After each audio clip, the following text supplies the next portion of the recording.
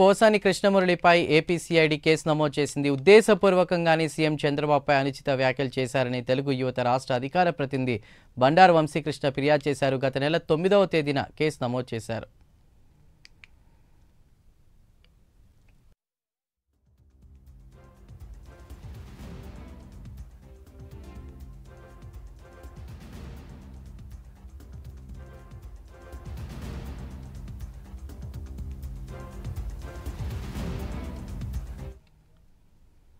నటుడు పోసాని కృష్ణమురళిపై కేసు నమోదైనట్టు తెలుస్తోంది. ఏపీసీఐడీలో కావాలనే చంద్రబాబుపై వ్యాఖ్యలు చేశారంటూ కూడా ఉద్దేశపూర్వకంగా ప్రస్తుతం కేసు నమోదైనట్టు తెలుస్తోంది. ఫిర్యాదు అందినట్టు తెలుస్తోంది.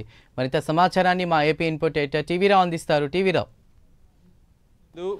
చంద్రబాబు నాయుడుపై దురుద్దేశపూర్వకంగా అనుచిత వ్యాఖ్యలు చేశారన్నటువంటి కారణంతో పోసాని కృష్ణమురళి నటుడు పోసాని కృష్ణమురళిపై ఏపీసీఐడీ కేసు నమోదు చేసింది.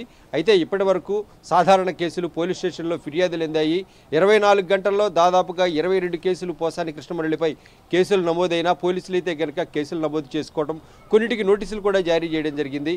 అయితే గత నెల 9వ తేదీన ఏదైతే బండారు వంశీకృష్ణ తెలుగుదేశం రాష్ట్ర యువత అధికార ప్రతినిధిగా ఉన్నటువంటి బండారు వంశీకృష్ణ ఇచ్చినటువంటి ఫిర్యాదు మేరకు పోలీసులు గత నెల 9వ తేదీకి కేసు నమోదు చేశారు. మరి దానిపై దర్యాప్తు నిర్వహించినటువంటి ప్రాథమిక దర్యాప్తు చేశారు. అయితే ఇందులో ఏదైనా దురుద్దేశపూర్వకమో అయినటువంటి వ్యాఖ్యలు ఏదైనా చేశారు అనేటువంటి దానిపై విచారించేందుకు ఆల్రెడీ ఏపీసీఐడీ కూడా ఈ కేసుని హ్యాండిల్ చేస్తోంది.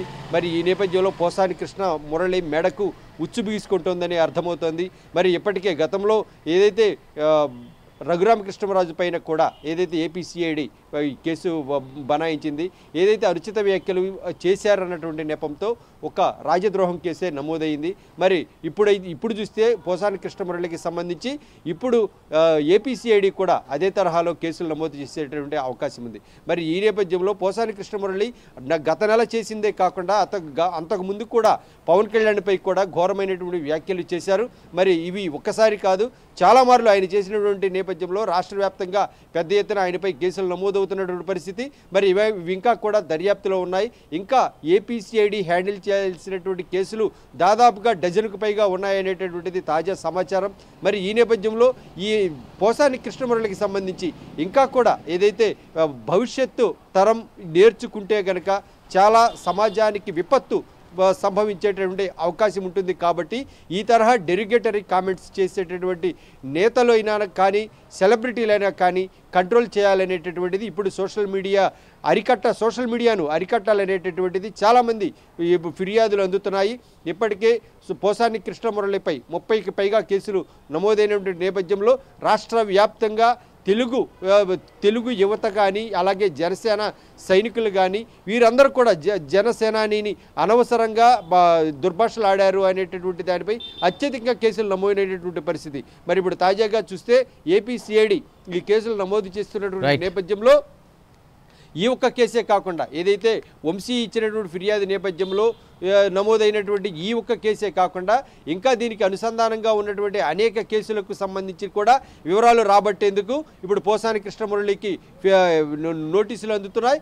మరి ఇందుకు సంబంధించి ఈ కేసులు వెనక ఎవరున్నారు, ఎవరు ఈ కేసులకు సంబంధించి ఎవరు ఈ ప్రోద్బలం ఉంది అనేటువంటి దానిపై కూడా విచారణ జరుగుతూ ఉన్నటువంటి పరిస్థితి. మరి ఈ నేపథ్యంలోనే సిఐడి కేసు నమోదు అనేటటువంటిది తొలిసారిగా సోషల్ మీడియాకు సంబంధించి వైసీపీ ప్రభుత్వం కోల్పోయిన తర్వాత నమోదైనటువంటి తొలి ఏపీసీఐడీ కేసు నమోదు చేసింది.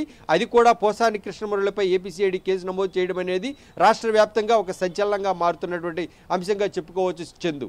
Right, thank you.